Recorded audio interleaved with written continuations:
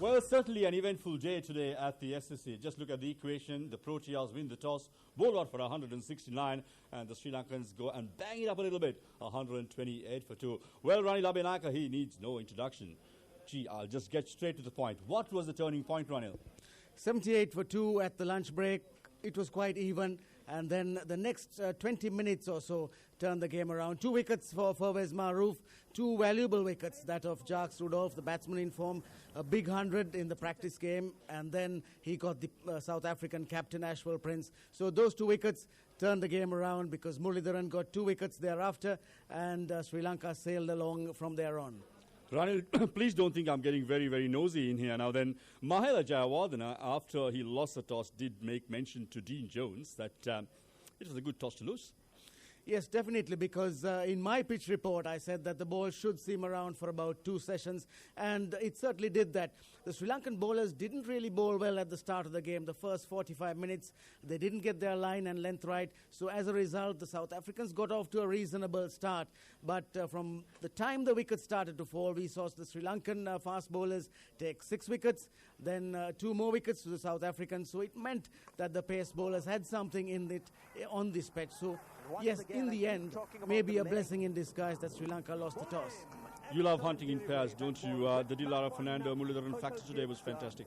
Well, that's what Sri Lanka should look at. They should look at the fast bowlers, picking up 4, maybe 5 wickets, and then Muralidharan will clean up the rest. That should be really the strategy that Sri Lanka should always work when they play in a test match. Just one final question. Mahela Jayawardene and Kumar Sangakkara, they made batting look so very easy, especially in the latter part of the third and the final session. What is it that they did different to those of our visitors?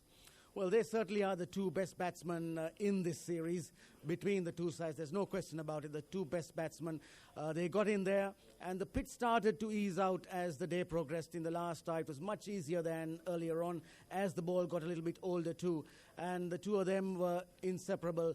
A century partnership.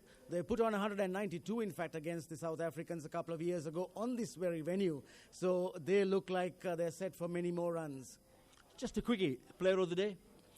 Well, no question about it. I think Dilara Fernando, because he picked up 4 wickets, 4 good wickets. He bowled a lot of reverse swing as the game progressed, as the innings progressed. And his 4 wickets certainly were the best 4 wickets, and he was definitely the player of the day.